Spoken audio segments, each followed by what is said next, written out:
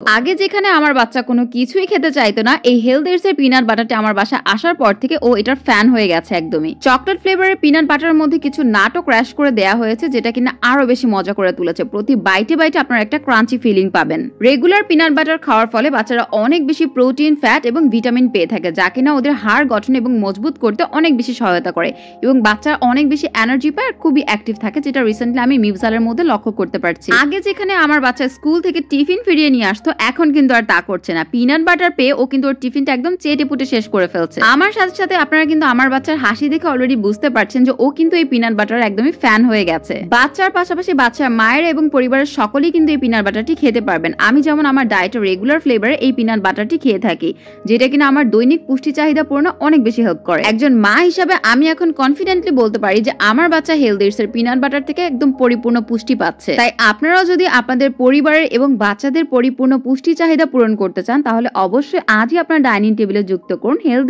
এর এই peanut butter গুলো।